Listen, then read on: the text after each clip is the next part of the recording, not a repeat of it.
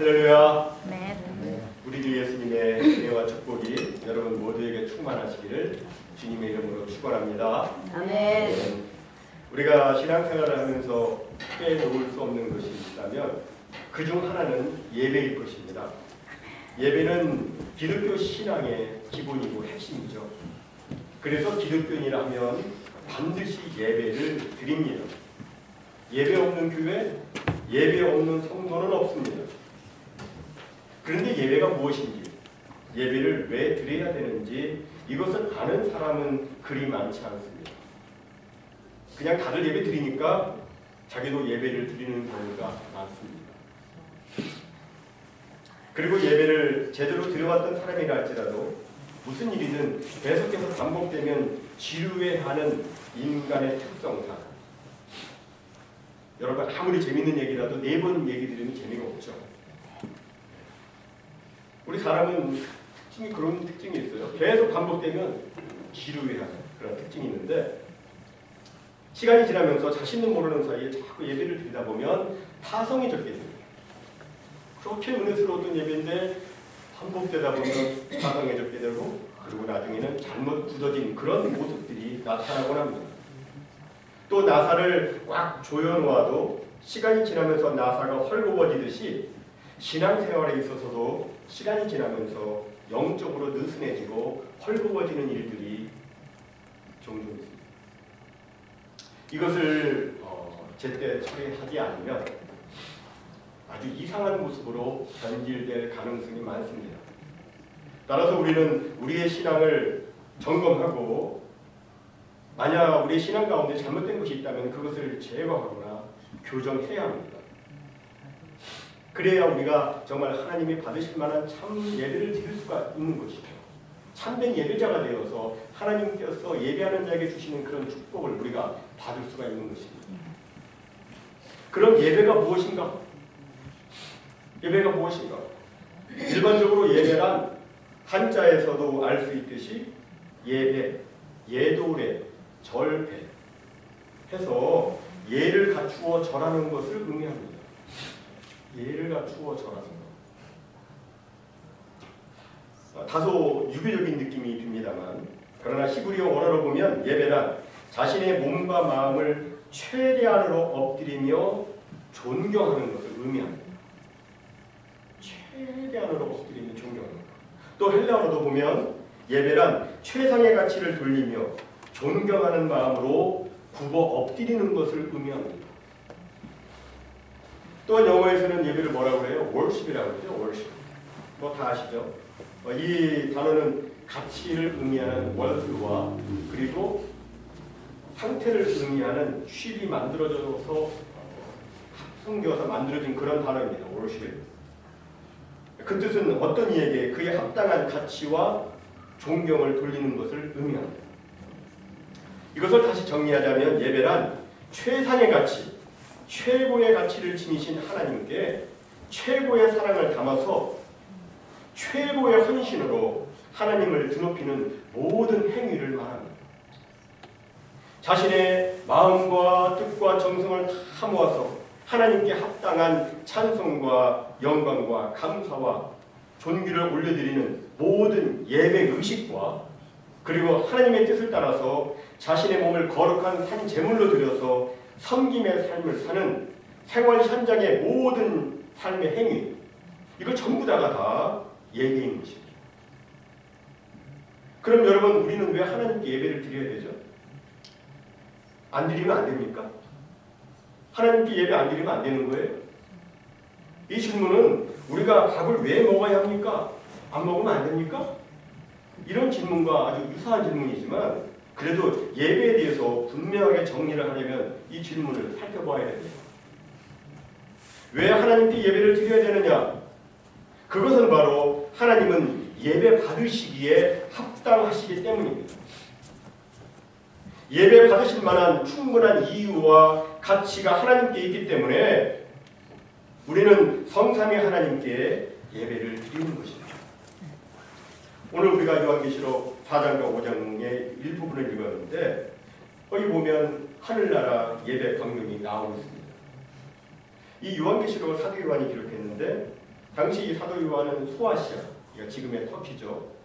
터키 지중해 연안에 있는 밤모라고 하는 조그만 섬의 유배 중이었습니다. 그 섬에 유배되어서 지내는데 이제 주일이 되어서 사도 요한이 하나님께 찬양과 경배로 예배를 드리는데, 그런데 그때 하늘문이 열리는 겁니다. 그리고 그 열린 하늘문 사이로 천국의 그 예배 장면을 그가 보게 됩니다. 성령에 감동된 사도 요한에게 나팔소리 같은 주의 음성이 들리고, 하늘 위에 보좌가 보이고 그 보좌에 앉으신 이가 보이고, 그리고 그 주위에 흰옷을 입고 금면류관을 쓴 24 장로들이 세세토록 살아계신 하나님을 찬양하며 그런 경배하는 그 모습을 보게 됩니다. 이 24 장로들이 도대체 누군가? 그들은 구약과 신약, 모든 시대의 성도, 모든 시대의 예배자를 대표합니다. 여러분, 구약 보면은 몇 지파가 있었죠? 12지파가 있었어요. 구약의 12지파로 구분되는 구약교회 모든 성도들과, 그리고 신약의 12제자를 통해서 형성된 신약교회 모든 성도들, 이 모두를 대표하는 사람들이 바로 24 장로들인데, 이들이 보좌에 앉으신 하나님께 엎드려 예배하며 이렇게 찬양합니다. 우리 주 하나님이여, 영광과 존귀와 권능을 받으시는 것이 합당하오니. 합당하다고 얘기합니다. 합당하다. 여기 합당하다는 말이 영어 성경에는 worthy로 되어 있습니다. worthy. 이 worthy는 가치를 의미하는 명사 worth와 그리고 형용사 전미어 y가 붙어서 만들어진 단어죠. 뜻은 뭐예요? 가치가 있다, 합당하다, 그런 뜻입니다. 그런데 이 worthy의 어근과 조금 전에 예배의 정의에서 제가 설명드렸던 worship의 어근이 같습니다. 가치예요. 합당. 그러니까 하나님은 누구시냐? 하나님은 영광과 존귀와 권능을 받으실 가치가 있으신, 곧 예배 받으시기에 합당하신 분이라는 겁니다. 합당하신 분. 그럼 도대체 하나님이 어떤 분이시기에 예배 받으시기에 합당하느냐? 이에 대해서 24 장로들이 이렇게 찬양합니다. 우리 주 하나님이여, 영광과 존귀와 영광을 받으시는 것이 합당하오니 주께서 만물을 지으신지라. 만물이 주의 뜻대로 있었고 또 지으심을 받았나이다. 왜 하나님이 우리에게서 찬양과 존귀와 영광을 받으실 만한 가치가 있는가? 그 이유는 바로 하나님께서 만물을 지으셨기 때문입니다.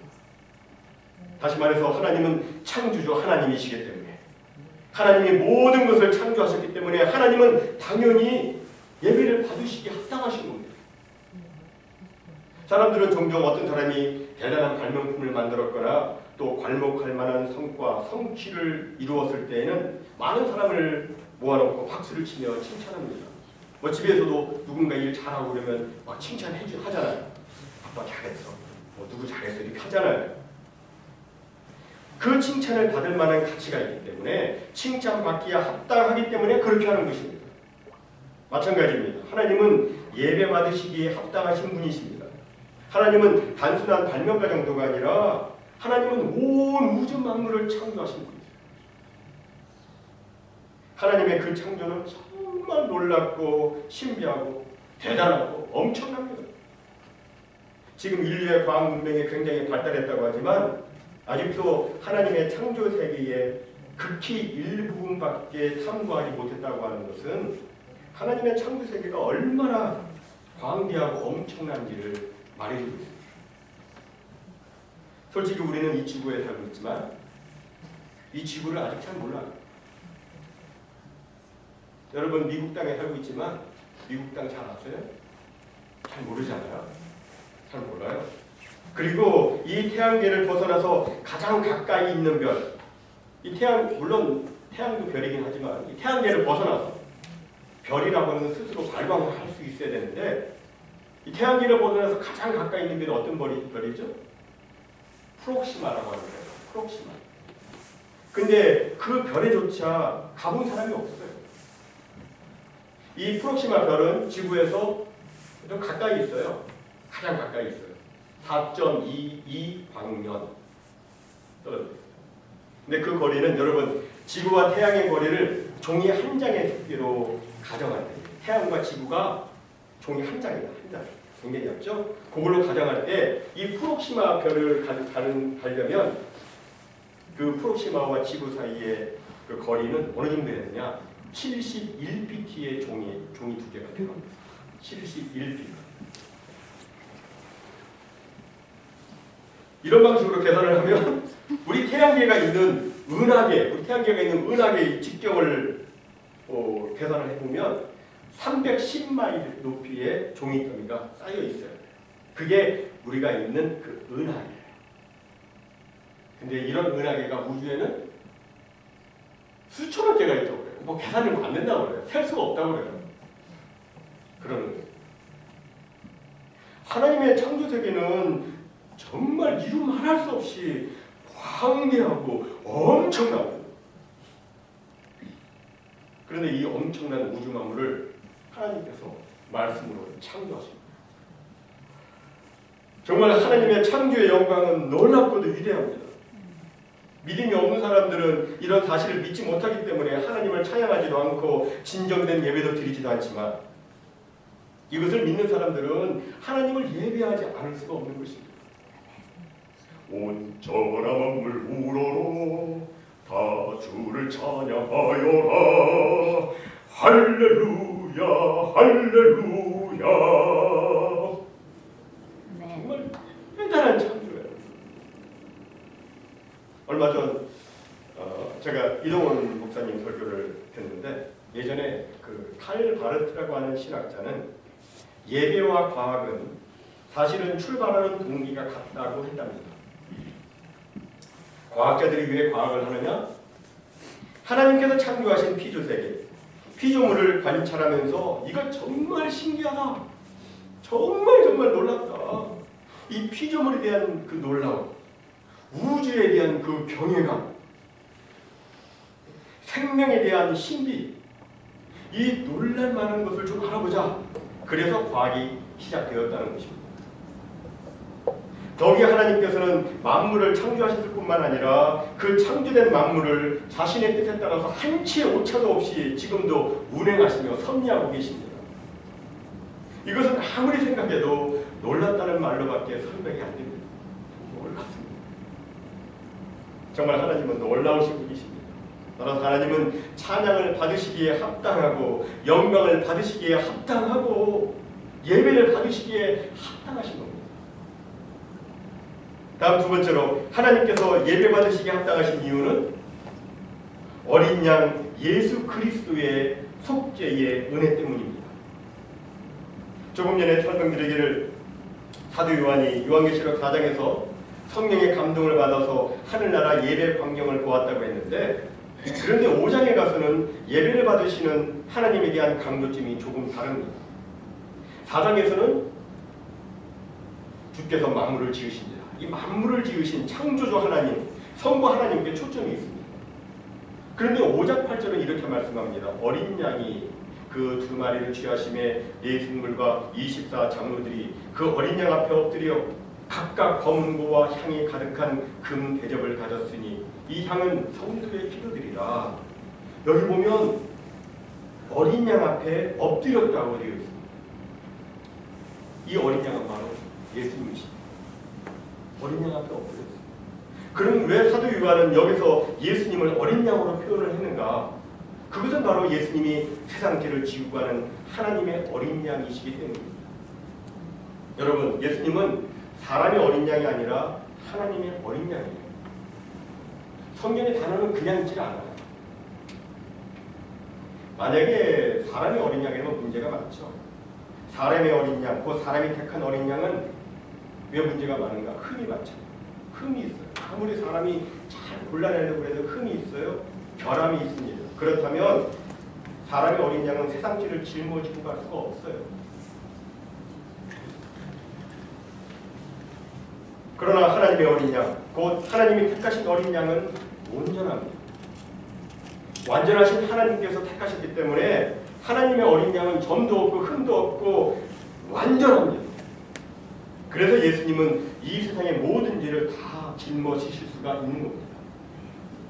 실로 예수님은 하나님의 어린 양으로서 우리 모든 죄인을 위하여 대신 죽으시고 우리를 구원해 주신 거예요.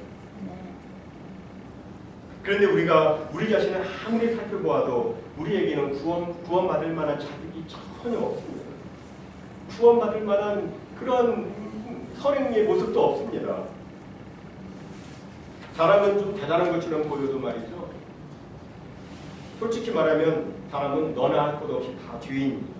다 똑같이 죄인이에요. 그저 저기 얼룩져 있고 하나님 앞에 나아갈 수 없는 구원받을 아무런 자격이 없는 그런 죄인들입니다.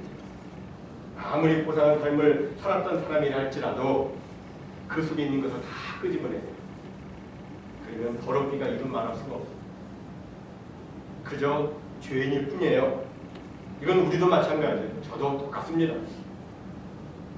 이런 우리들을 위해서 예수님이 십자가에서 죽으셔야만 하는 그런 이유는 없습니다. 그럼에도 예수님께서는 우리를 위해서 대신 벌을 받으셨습니다. 예수님이 대신 벌을 받지 않으면 영원토록 지옥 형벌을 받아야만 하는 저와 여러분을 불쌍히 여기셔서 우리 대신 채찍에 맞으시고 가시관을 쓰시고 그리고 골고다 언덕 위 십자가에 못 박혀 죽으신 것입니다. 아니 내가 뭔데? 우리가 뭔데 예수님이 그렇게 하셨을까요? 아주 오래전 상 어거스틴은 이렇게 말했습니다. 참 신기하다. 정말 놀랍다. 하나님이 나를 사랑하시고 나를 위해 예수님을 보내주시다. 아마 하나님은 내가 이 땅에 사는 유일한 생존자라 할지라도 기꺼이 나를 위해서 독생자를 보내셨을 것이다. 그리고 예수님은 나를 위해 기꺼이 십자가에 죽으셨을 것이다. 나 한 사람을 위해서. 도대체 내가 뭔데? 내가 뭔데? 우리가 이렇게 예수님의 그 십자가 대속을 곰곰이 우리가 생각해보면 우리는 정말 찬양하지 않을 수 없고 감사하지 않을 수가 없는 것입니다. 그래서 이어지는 요한계시록 5장 12절에서 이번에는 24장로들과 그리고 만만이요 천천히 그러니까 수많은 천사들이 힘을 합쳐서 이렇게 찬양을 하는 것입니다. 큰 음성으로 이르되 큰 음성으로 이르되 죽임을 당하신 어린 양은 능력과 부와 지혜와 힘과 존귀와 영광과 찬송을 받으시기에 합당하도다. 큰 음성으로 찬양을 하는 거예요. 여기서도 합당하도다 이렇게 말씀합니다. 왜 어린 양이 예배 받으시기에 합당하다고 합니까? 우리의 구원을 위해서 십자가에서 피 흘려 죽으셨기 때문입니다. 예수님은 정말 당신의 무한하신 대속의 사랑으로 나 같은 죄인을 살리사 죄와 사망에서 구원해 주셨습니다.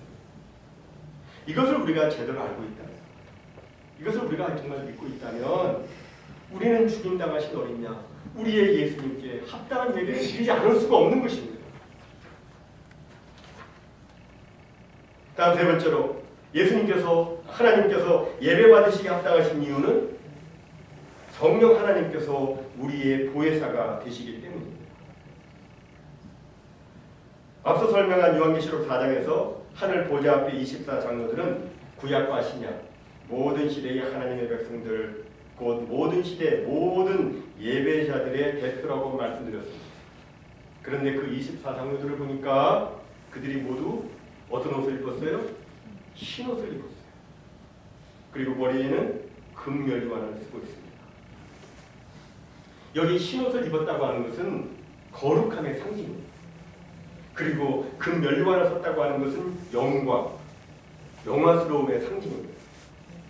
거룩과 영광. 본래 이 거룩함과 영광스러움은 하나님의 속성입니다. 그런데 그 거룩과 영광의 모습을 지금 누가 가지고 있습니까? 24장로들이 가지고 있는 거예요. 예배자들이 거룩한 옷을 입고 영광스러운 면류관을 쓰고 있는 것입니다. 무엇을 보여주는 말씀입니까? 하나님께 예배하는 자는 거룩하고 영광스럽게 된다는 거예요. 그렇습니다. 예배를 제대로 드리면 점점 더 거룩해지고 점점 더 영광스럽게 변화됩니다. 하나님을 닮아서 하나님의 그 거룩과 영광의 속성이 그에게 나타나게 됩니다. 아멘. 모세가 시내산에 올라가서 40주야를 하나님께 예배하며 하나님을 만났었죠. 그리고 나서 어떤 일이 벌어졌습니까? 그의 얼굴에 광채가 났습니다. 거룩과 영광의 신적인 성품이 그에게 나타난 것입니다.